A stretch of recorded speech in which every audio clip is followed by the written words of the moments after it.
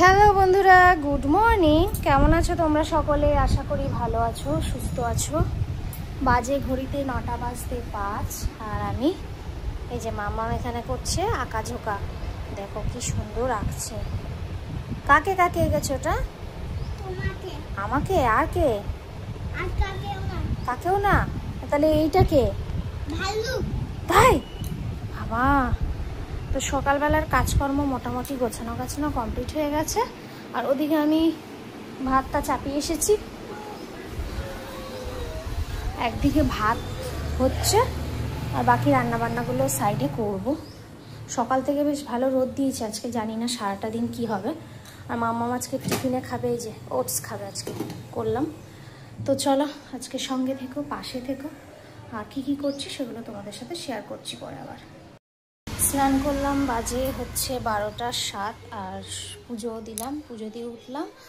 খাবো একটু পরে 12:30 নাগাদ। দেখো ট্রলিটা বার করেছি, দুটো ট্রলি। আর ট্রলির ভেতরে ছিল এই ব্ল্যাঙ্কেটটাও বার করেছি। কারণ কি বলো তো? কারণ আমরা যাচ্ছি ঘুরতে। তো কোথায় ঘুরতে যাচ্ছি পরে সেটা দেখতে পারবে, পরে সেটা জানাবো। তোমরা গেস করো কোথায় ঘুরতে যাচ্ছি। তো যদি বুঝতে পারো অবশ্যই কমেন্ট করে জানিও। আর হচ্ছে এদিকে কিছু জামা কাপড় ছিল, সেগুলো কাচাকুচি হয়েছে। রোদ উঠেছে বেশ ভালো আজকে। তো চলো কি রান্না করেছি একবার দেখা। এই যে ভাত, এখানে মামামের ভাত। আজকে টাটকা ভাত করেছে, কিছুটা ভাত আছে তাই আমি খেয়ে নেবো। এখানে হচ্ছে উচ্ছে ভাজা, রুই পোস্ত, এটা হচ্ছে কাঁকরোল ভাজা পেঁয়াজ দিয়ে, থানকুনি পাতা বাটা, পেঁপে দিয়ে তরকারি, একটু পটলও দিয়েছি। তোমাদের দাদা ভাই খাবে রাত্রে, বললো রুটি দিয়ে, তার জন্য। তো চলো একটু পরে খাই, এখন একটু বসবো। রোদ দেখেছো আজকে কীরকম রোদ উঠেছে? বাজে 6টার মতো। আর আমি এখন এখানে পাস্তা তৈরি হচ্ছে। মাম্মা বললো পাস্তা খাবে। এদিকে বসতে গিয়ে পেঁয়াজটা একটু কালো হয়ে পুড়ে গেল।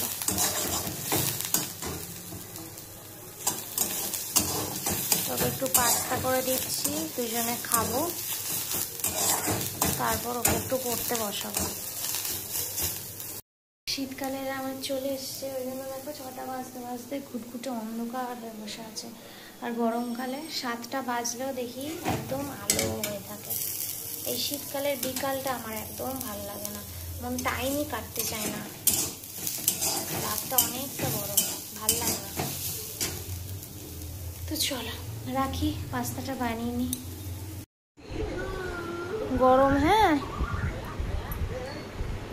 গরম। ঠিক আছে, তো আমাদের পাস্তা রেডি, এখন খাওয়া হবে পাস্তা, তাই তো? টেস্টি হয়েছে? ঠিক আছে, খেয়ে নাও। চলো আমি একটু খেয়ে দেখি কেমন হয়েছে।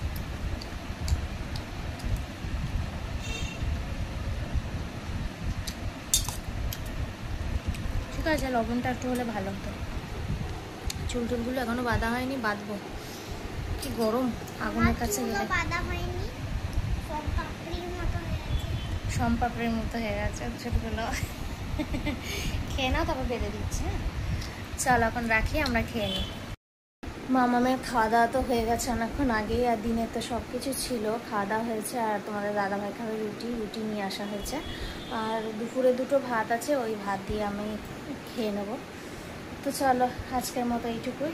ভালো লাগলে পাশে থেকো, সাপোর্ট করো। চলো ভালো থেকো, টাটা, গুড নাইট।